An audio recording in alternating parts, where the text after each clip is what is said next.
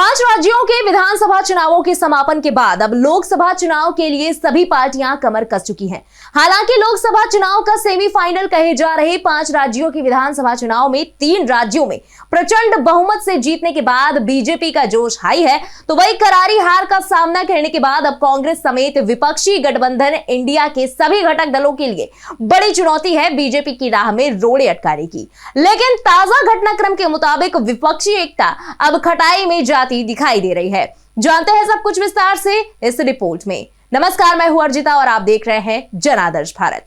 कांग्रेस अध्यक्ष मल्लिकार्जुन खड़गे ने 6 दिसंबर को इंडिया के प्रमुख 15 घटक दलों के नेताओं की बैठक बुलाई थी, लेकिन तृणमूल कांग्रेस के नेता ममता बनर्जी, सपा अध्यक्ष अखिलेश यादव, डीएमके नेता MK Stalin, Janata Dal United नेता नीतीश कुमार और झारखंड मुक्ति मोर्चा के नेता हेमंत सोरेन ने बैठक में भाग लेने से इंकार कर दिया। इसके बाद बुधवार को होने वाली बैठक को टाल दिया गया था। बात करें ममता बनर्जी, नीतीश कुमार और अखिलेश यादव के बैठक में शामिल ना होने की, तो तीनों की तरफ से इसे लेकर रिएक्शन भी सामने आया। एक तरफ अखिलेश यादव ने साफ संदेश दे दिया है कि अब इंडिया गठबंधन में पहले सीट बंटवारा होगा और इसके बाद आगे की बात होगी। उन्होंने ये भी कहा कि इंडिया गठबंधन के पहले जो बात तय हुई थी कि जो जहां मजबूत होगा वहां नेतृत्व करेगा और दूसरी पार्टियां वहां उसका सहयोग करेंगी।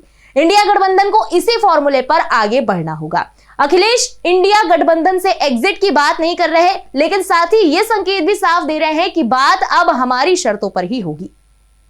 तो वही दूसरी तरफ इंडी अलायंस की बैठक को लेकर पश्चिम बंगाल की मुख्यमंत्री ममता बनर्जी ने कहा कि तमिलनाडु में आपदा की स्थिति है, इस समय वहां के मुख्यमंत्री अपने राज्य को नहीं छोड़ सकते हैं। वो हमसे भी कोई मदद चाहते हैं तो हम तैयार हैं। मुझे बैठक के बारे में पहले जानकारी नहीं थी, लेकिन फिर राहुल जी ने मुझे फोन कर इसकी जानकारी दी। मेरे कार्यक्रम पहले से तय थे। उधर बिहार के मुख्यमंत्री नीतीश कुमार ने कहा कि खबरें छप रही थी कि हम बैठक में नहीं जा रहे हैं, हमारी तबीयत खराब थी। अगली बैठक होगी तो हम कहेंगे कि आगे की सभी चीजें तय कर ली जाए। मैंने शुरू से कहा है कि ये देश के हित में है। मेरी बातें उठती हैं तो मैं साफ करना चाहता हूं कि मुझे कुछ नहीं चाहिए, मैंने काफी सेवा की है।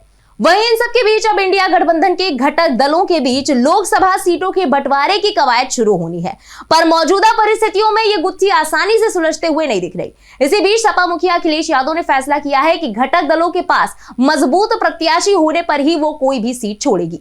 सीटों के बंटवारे के लिए तृणमूल, सपा और डीएमके सरीखी क्षेत्रीय पार्टियां भी एक समान फॉर्मूला अपनाने पर सहमत हैं। सपा पहले ही कांग्रेस से कह चुकी है कि यूपी में वो जो सीटें चाहती है उन पर किस नेता को लड़ाएगी, पहले ये बताए। सपा के रणनीतिकारों का मानना है कि लोकसभा चुनाव में कोई भी प्रत्याशी तभी लड़ाई में आता है जब उसके पास कम से कम 1.5 से 2 लाख बुनियादी वोटों का इंतजाम हो, तब गठबंधन के कारण जुड़ने वाला वोट उसे जीत की ओर ले जाता है। इसलिए पहले कांग्रेस को यह बताना होगा कि 1.5 से 2 लाख बुनियादी वोट हासिल कर सकने वाले कौन से नेता उसके पास है। सीट बंटवारे की बात उसके बाद ही शुरू होगी। ऐसे में अब सवाल यह भी उठ रहा है कि क्या कांग्रेस अखिलेश यादव की इस शर्त पर राजी होगी, और अब आने वाले दिनों में देखना होगा कि क्या कांग्रेस अपने रूठे हुए साथियों को मनाने में कामयाब हो पाती है या फिर ये विपक्षी गठबंधन एक बार फिर बिखर जाएगा।